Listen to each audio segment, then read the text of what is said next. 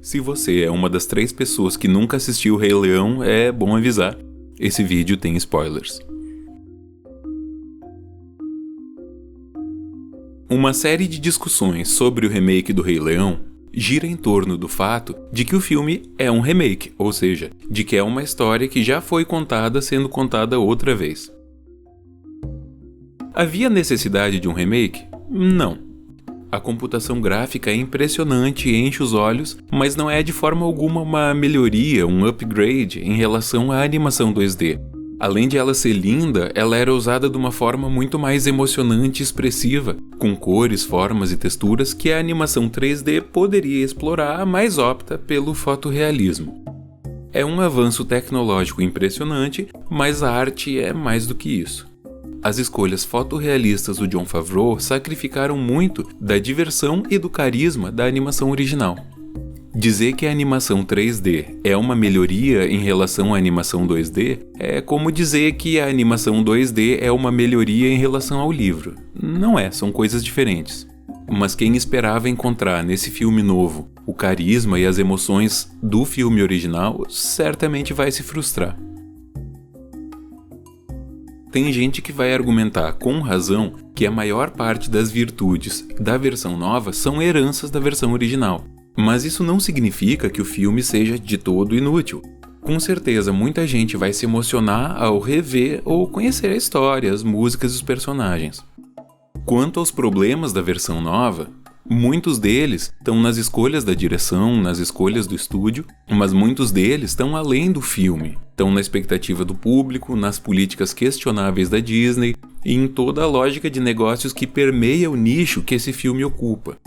Nos últimos anos, quase todos os filmes de maior bilheteria são remakes, continuações ou adaptações, e poucos desses filmes têm histórias originais. Por outro lado, desde a ascensão dos longa-metragens da Disney, na época em que o velho Walt ainda comandava o estúdio, a maior parte dos filmes de sucesso da companhia eram releituras de histórias clássicas. O Rei Leão vem de uma safra bem posterior, conhecida pelos críticos como o período de renascença da Disney, que começa com o sucesso de A Pequena Sereia em 89. Esse, por sinal, é um conto clássico adaptado para o cinema. Embora a narrativa do Rei Leão seja mais ou menos original, ela tem raízes firmes em histórias clássicas como Hamlet, além de inúmeras outras referências e inspirações. Alguns filmes dessa geração se tornaram clássicos modernos e, bom, recontar histórias clássicas é o que a Disney sempre fez. O que mais chamou a minha atenção na versão nova da história do Simba não foram as escolhas infelizes da Disney, o realismo da animação 3D, o ótimo elenco ou a nostalgia dos espectadores. O que mais chamou minha atenção foram alguns detalhes que foram mudados na trama. Esses detalhes alteram algumas partes do conflito e o conflito é o que move uma história. Nesse caso, eles fazem alguma diferença na forma com que o conflito é apresentado.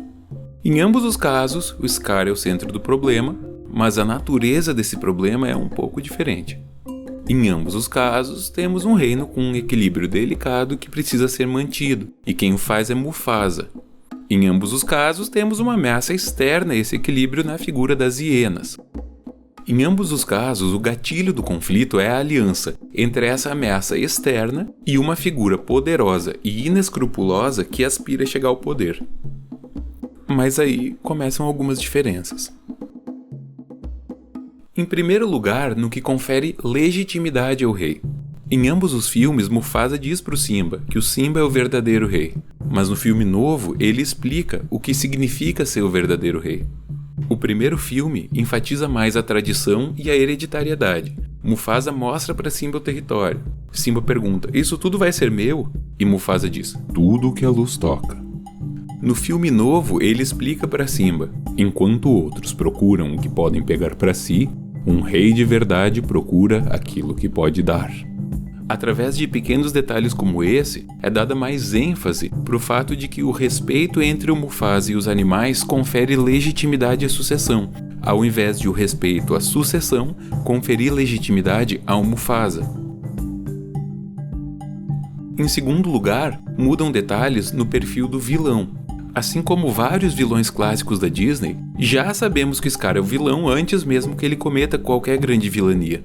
A Disney, assim como outros estúdios, costuma apresentar os vilões como sendo mais escuros que os heróis, muitas vezes com traços associáveis a fenótipos do Oriente Médio, e a cicatriz no rosto como uma marca de vilania.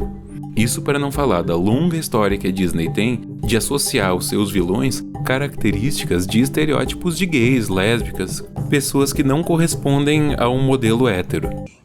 Eu tenho que treinar reverência.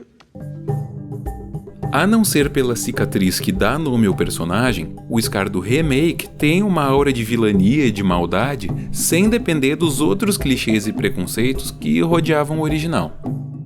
Em terceiro lugar, e talvez o mais importante, tem a motivação do vilão, porque é a partir dessa motivação que surge o conflito. No original, o Scar quer o poder para si, e para isso ele vai usar os idiotas que não o merecem, como uma força militar organizada.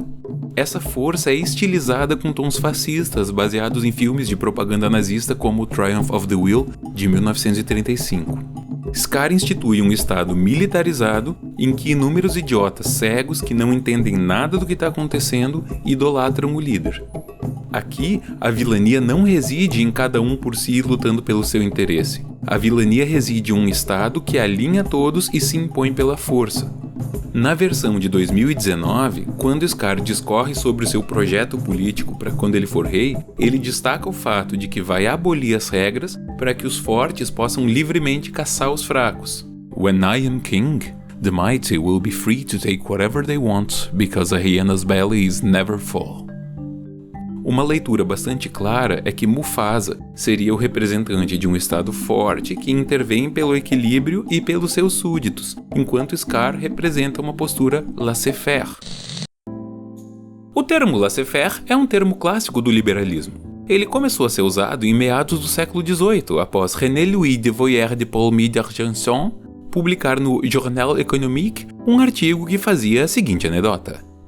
O ministro Jean-Baptiste Colbert se reuniu com um grupo de comerciantes. Quando ele perguntou para os comerciantes como o governo francês poderia auxiliar os comerciantes em seus negócios, o líder dos comerciantes disse «Laissez-nous faire», ou seja, deixa a gente fazer as nossas coisas que não atrapalhando já ajuda muito. Desde então, a expressão laissez-faire é usada para designar políticas públicas liberais com a mínima intervenção do governo. Perdoem o meu francês. Ou seja, Scar pretende diminuir o papel regulador do Estado e deixar que a força dos animais regule o equilíbrio do mundo. O problema social da abordagem do Scar reside em algo que o filme repete várias vezes. A barriga das hienas nunca está cheia, ou seja, as hienas não vão comer o quanto precisam, mas vão comer o quanto puderem. Isso faz com que, depois que Scar toma o poder, os recursos naturais vão se esgotando, porque o Estado não impede mais que as hienas se fartem às custas dos mais fracos, as suas presas. Pelo contrário, sem a figura forte de Mufasa para impedir, as hienas se tornam o Estado.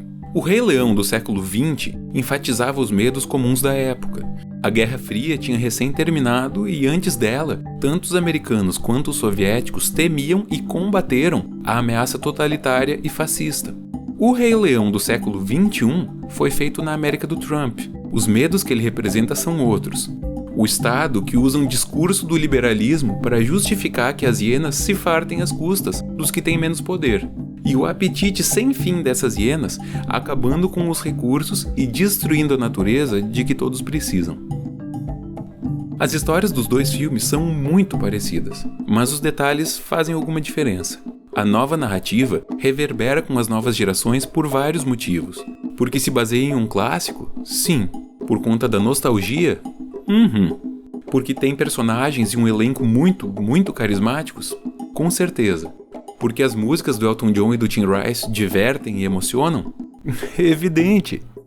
Mas talvez também seja porque em várias partes do mundo existam pessoas com medo de líderes inescrupulosos chegando ao poder, com um discurso de liberalismo que, na prática, traz opressão para muitas pessoas e caminha em direção a uma catástrofe ambiental para todos.